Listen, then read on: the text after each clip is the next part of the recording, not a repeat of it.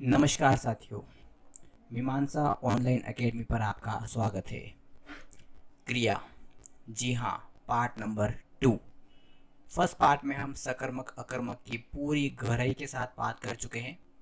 आज हम आपके सामने लेकर आए हैं क्रिया के सारे भाग। जो बच गए हैं वो सारे भाग इस वीडियो में करेंगे।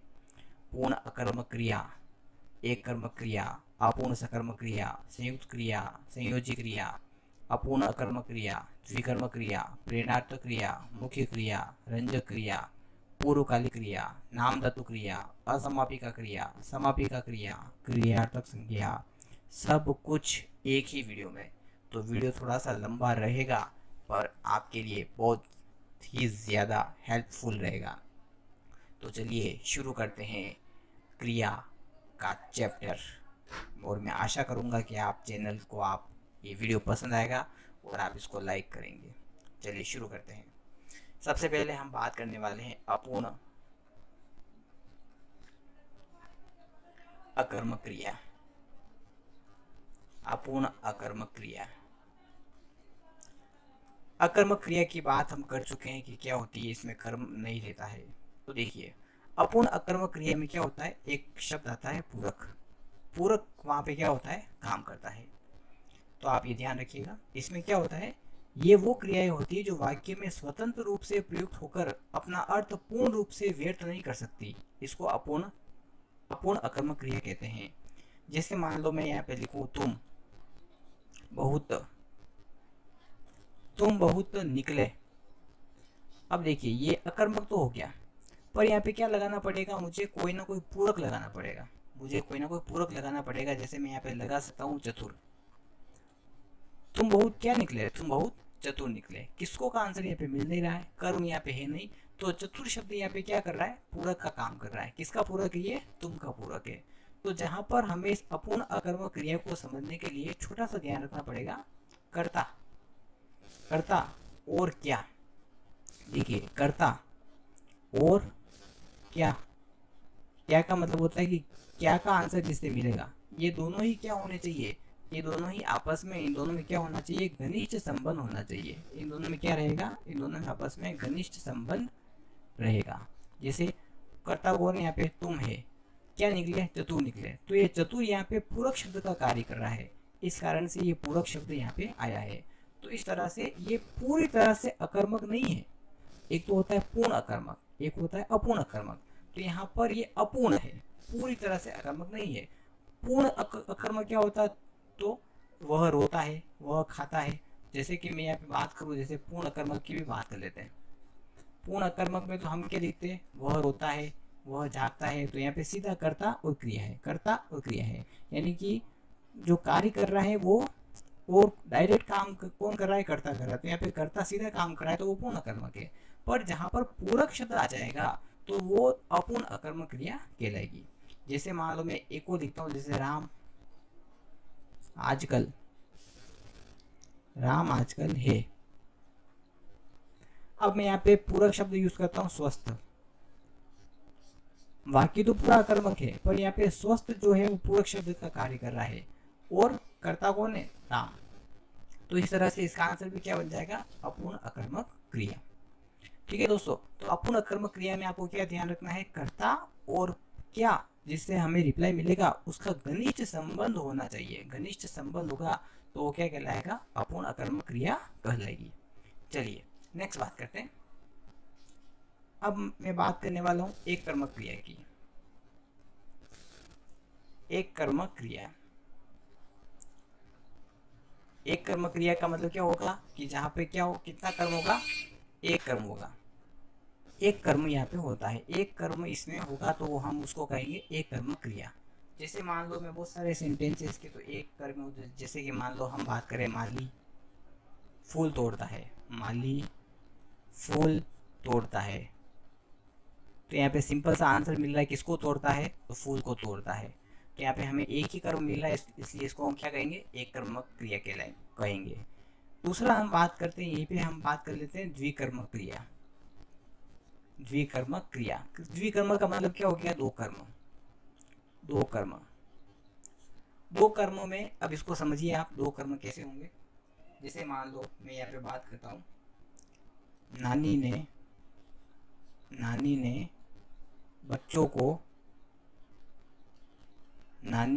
बच्चों को खिलौने दिए।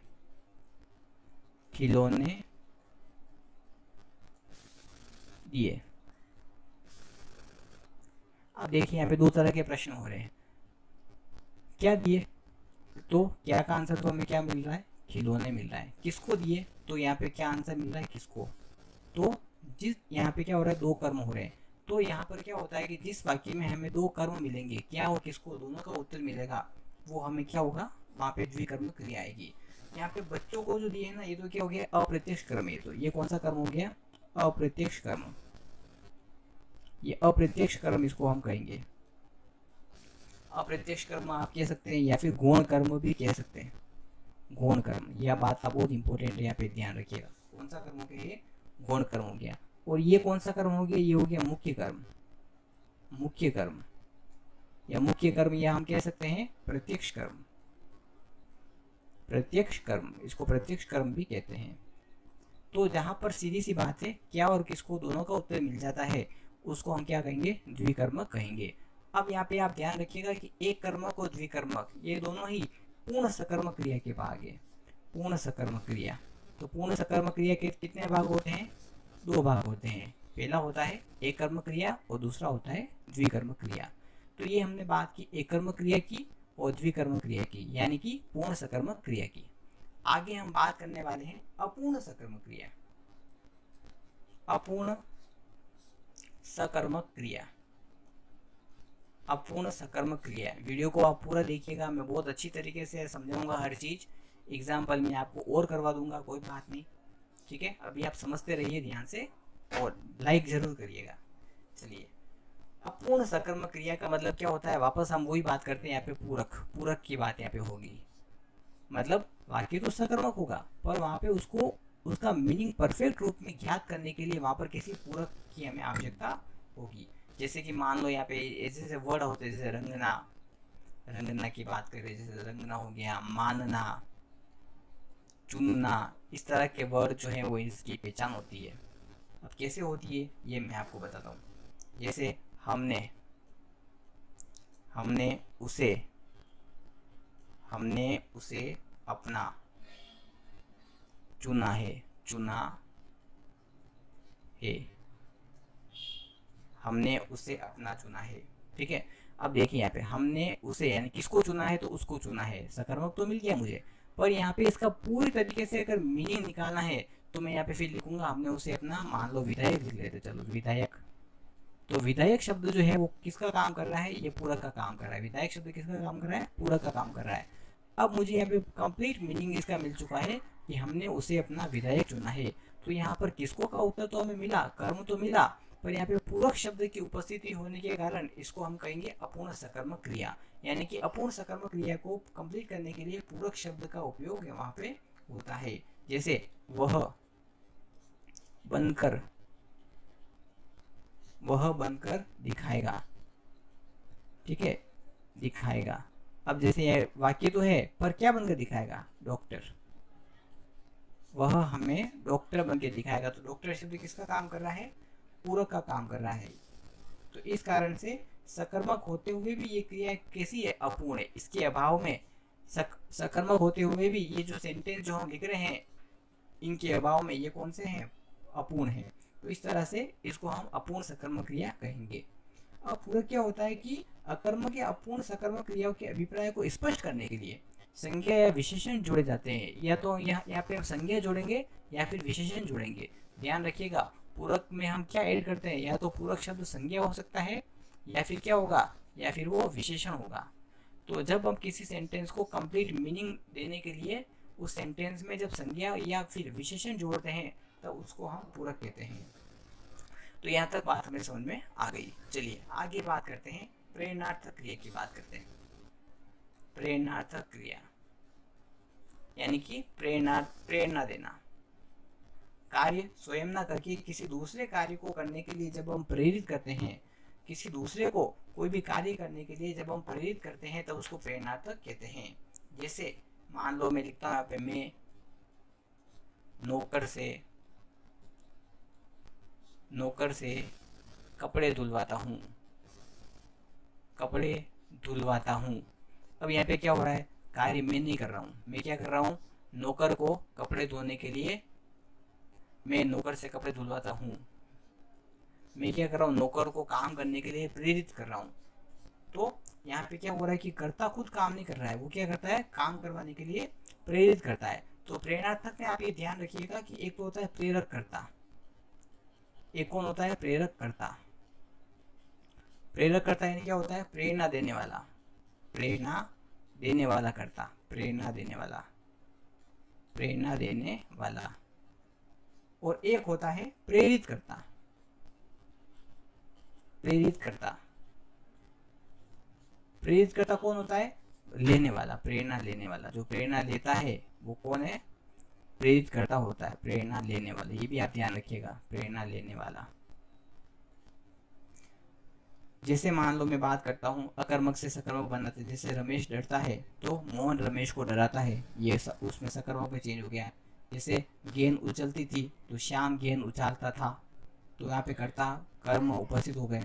जैसे विद्यार्थी कविता सुनाते हैं तो कवि श्रोताओं को कविता सुनाते हैं। तो इस तरह से प्रेरणार्थक क्रिया जो है वो बनती है। अब इसी के भेद की बात करते हैं, प्रेरणार्थक क्रिया के भेद बात करें तो एक होता है प्रथम प्रेरणार्थक, कौन होता है, प्रथम प्रेरणार्थक। और एक होता है द्वितीय प्रेरणार्थक, द्वितीय प्रेरणार्थक। प्रथम प्रेरणार्थक में क्या होता है, प्रथम प्रेरणार्थक में कर्ता स्वयं भी कार्य में सम्मिलित होता हुआ काम करता है, यानी कि कर्ता खुद भी होता है, कर्ता इसमें खुद भी इन्वॉल्व होता है। जैसे मैं बच्चे को पढ़ाता हूँ, यहाँ पे मैं करता हूँ पर मैं खुद भी काम कर रहा हूँ, तो उसको मैं कहूँगा प्रथम प्रेरणार्थक।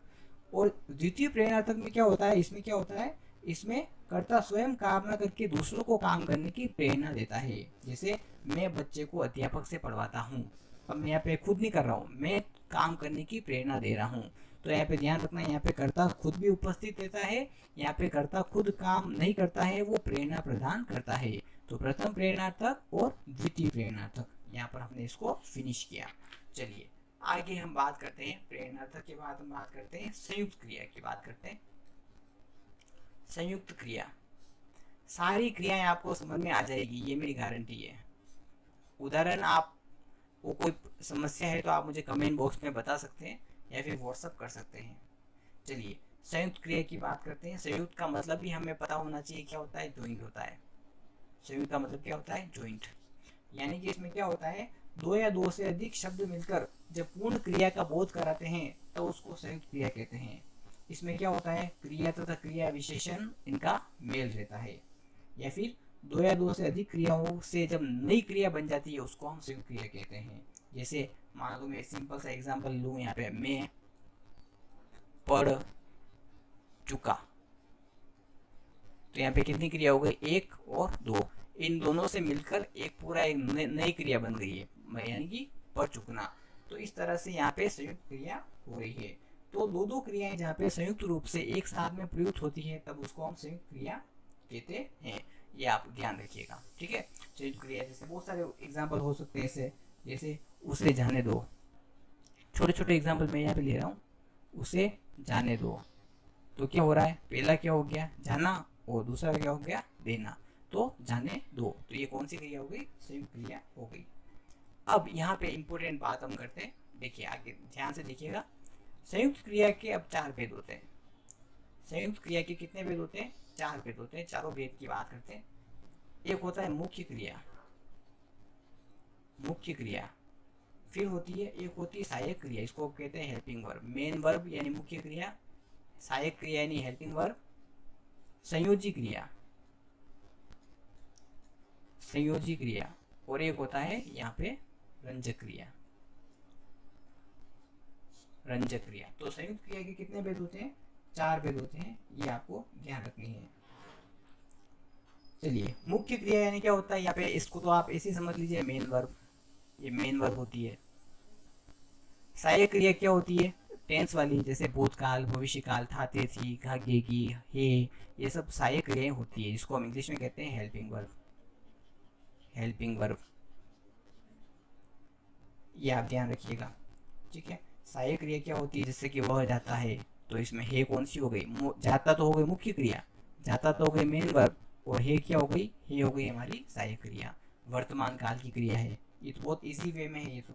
जैसे मान लो मैं यहाँ पे लिखता हूँ तुम सोए हुए थे, सोए हुए थे, तो यहाँ पे क्या हो रहा है, सोना, हम बात कर सकते हैं सोना, या सोना मुख्य क्रिया हो गई। तो इस तरह से यहाँ पे मुख्य क्रिया का मतलब होता है मेन वर्ब, जो मुख्य रूप से काम करेगी और उसकी जो भी हेल्प करेंगे वो सब सहायक क्रियाओं के अंतर्गत आएगा। हूँ हो गया, था थे थी, गागेगी, रहे थे, ये भी ध्यान रखना, रहा था रहे थे। जैसे वह सुन रहा था, तो इसमें सुन तो हो गया मुख्य क्रिया, रहा था यहाँ पे कौन सी हो जाएगी, सहायक क्रिया हो जाएगी। तो इस तरह से ये आप ध्यान रखना, ठीक है। हेल्पिंग वर्ब कहते हैं इसको। जैसे अंग्रेजी की बात करूँ मैं तो is, am are, was, were, has, have, had, have been, shall been, ये सब क्रियाएं जो है वो सहायक क्रिया कहलाती है। हिंदी में इन सबको सहायक क्रिया कहते हैं। चलिए आगे हम बात करते हैं संयोजी क्रिया। नेक्स्ट हम इसके संयोजी क्रिया की बात हम यही कर लेते हैं, संयोजी क्रिया की बात हम यही कर लेते हैं। जो क्रिया क्या होती है, जो क्रिया मुख्य क्रिया के साथ मिलकर उससे संयुक्त रूप प्रदान करते हैं ना, उसको संयोजी कहते हैं। यानी कि मुख्य क्रिया के साथ मिलती है, मुख्य क्रिया के साथ, मुख्य क्रिया के साथ,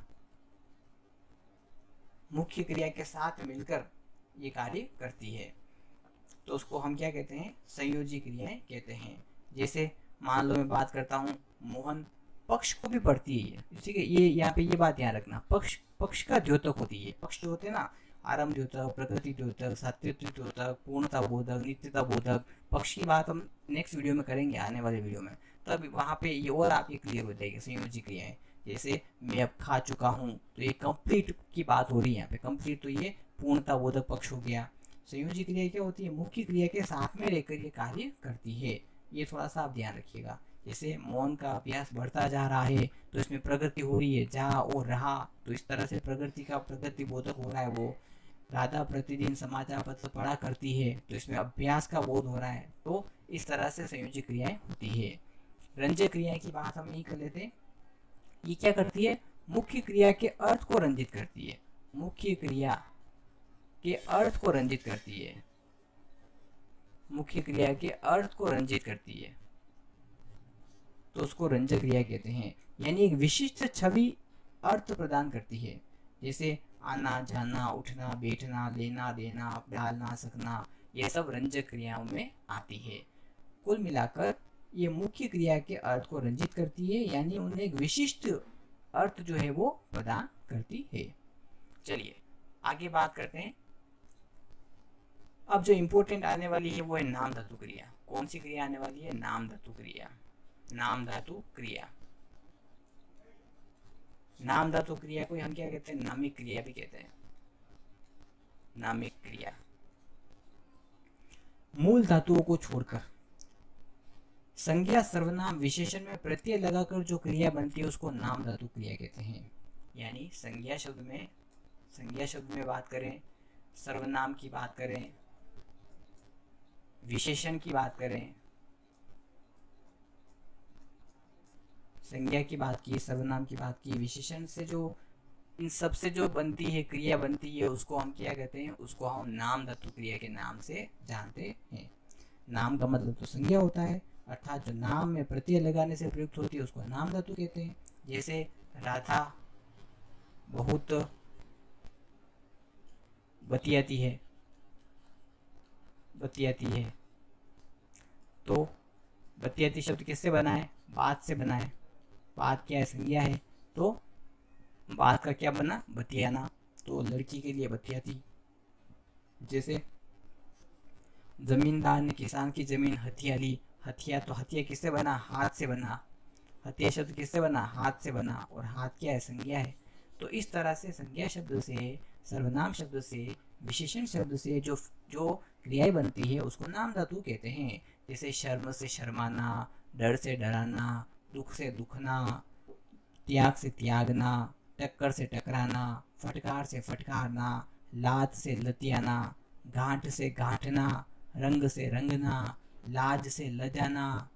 बहुत लजाती है, तो यहाँ पे लजाती आ गया, इसका मतलब नाम धातु क्रिया है क्योंकि वो लाज शब्द से मिलकर बन रहा है। लालच से लचियाना, जूता से जूतियाना, हाथ से हथियाना, गर्म से गरमाना, साठ से सठियाना, खटखट से खटखटाना, ये क्रिया से बन रहे। फुसफुस से फुसफुसाना, फड़फड़ से फड़फड़ाना, तमतम से तमतमाना, कुलकुल से कुलबुलाना। तो इस तरह से ये कौन सी क्रियाएं बनती है? ये नाम धातु क्रियाएं बनती है। चलिए चलिए चलिए आगे बात करते हैं असमापिका क्रिया।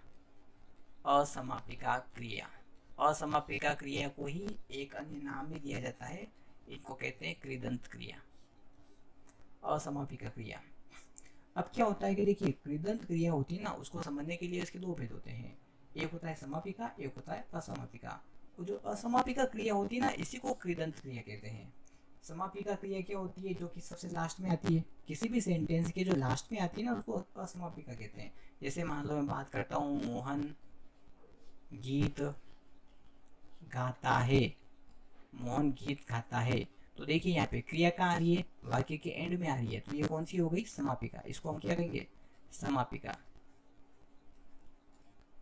पर जो क्रिया वाक्य के स्टार्टिंग में आएगी ना, उसको हम असमापिका क्रिया कहते हैं। जैसे देखिए यहाँ पे, नदी का बहता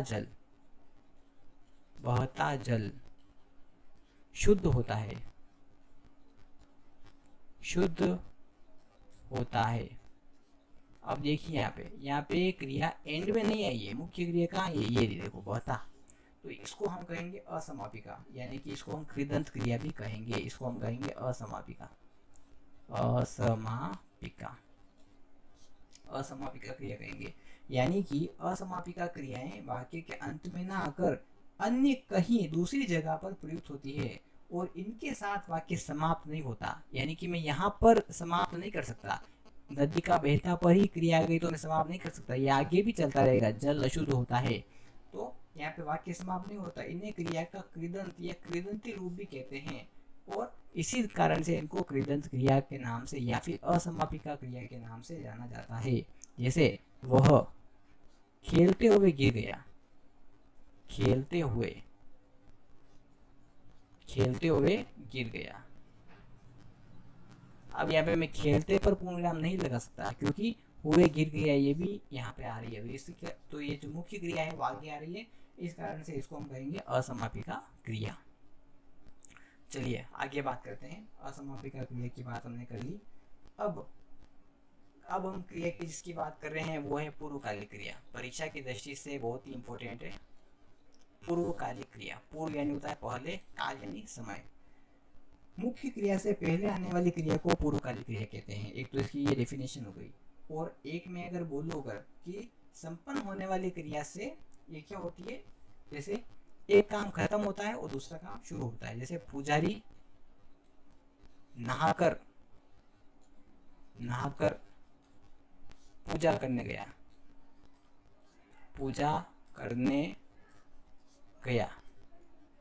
पुजारी नहाकर पूजा करने गया। तो यहाँ पे देखिए नहाकर कर आ गया, यहाँ पे कौन सा प्रत्यय लग गया? या तो कर आना चाहिए या फिर किया आना चाहिए। ठीक है, एक काम खत्म हो गया नहाने का, दूसरा काम शुरू हो गया। एक काम खत्म होने पर जब दूसरी क्रिया शुरू हो जाती है ना, उसको पूर्वकालिक क्रिया के नाम से कहते हैं। इसमें क्या लगाता है? कर लगाते हैं या करके लगाते हैं। जैसे खाकर, सोकर, पीकर, चढ़कर, सुनकर, नहाकर, लिखकर, देखकर, ये सभी क्रियाएं कौन सी होती है? पूर्वकालिक क्रियाएं होती है। अब हम एक और बात करते हैं, यहाँ पे सजातीय क्रिया की बात और कर लेते हैं। बहुत सारी क्रियाएं आज हमने पढ़ ली है हमने, तो मैं आशा करता हूँ कि सब समझ में आ गई होगी आपको। एग्जाम्पल में कहीं प्रॉब्लम है तो आप मुझे कमेंट बॉक्स में टाइप कीजिए आप। सजातीय क्रिया, इसको मैं पहले भी समझा चुका हूँ आपको फर्स्ट वीडियो में। जैसे कि भारत ने लड़ाई लड़ी। तो देखिए यहाँ पे ये भी लड़ना, पर ये अलग शब्द बना हुआ है, यहाँ पे ये अलग शब्द बना हुआ है। तो यहाँ पे एक ही धातु किसके साथ, ये ध्यान रखिएगा, लड़ और लड़, एक धातु एक ही है पर इसे दो क्रिया बन गई, लड़ाई और लड़ी। जब एक ही धातु से दो क्रियाएं एक साथ में प्रयुक्त होती है उसको हम सजातीय क्रिया कहते हैं। यानी इनकी जाति सेम है। कौन सी जाति है इनकी? लड़। ठीक है, जैसे पक्षी अनोखी बोली बोलते हैं, तो बोली, तो यहाँ पे बोली और बोलते दोनों पे सजातीय क्रिया यहाँ पे आएगी, ये आप ध्यान रखना। जैसे पुलिस ने चोर को मार मारी, तो मार और मारी एक साथ आ रहा है, सजातीय है, इस कारण से एक ही जाति है उनकी, तो उसको सजातीय कहते हैं। तो ऐसा अगर कर्म अगर आ जाता है तो उसको सजातीय कर्म कहते हैं, और अगर क्रिया के रूप में प्रयुक्त हो जाता है तो उसको सजातीय क्रिया कहते हैं। अब लास्ट की बात करते हैं हम, लास्ट एंड फाइनल हम बात करने वाले हैं, उसके बाद हमारा ये टॉपिक कंप्लीट हो जाएगा। वो है क्रियार्थक संज्ञा। क्रियार्थक संज्ञा, क्रियार्थक संज्ञा, क्रियार्थक संज्ञा क्या होती है? ना जोड़ने से बनती है, ना जुड़ेगा इसमें। जब क्रिया संज्ञा की तरह प्रयुक्त होती है ना, तब उसको क्रियार्थक संज्ञा कहते हैं। जैसे टहलना, टहलना स्वास्थ्य के लिए, स्वास्थ्य के लिए लाभप्रद है, के लिए लाभकारी है।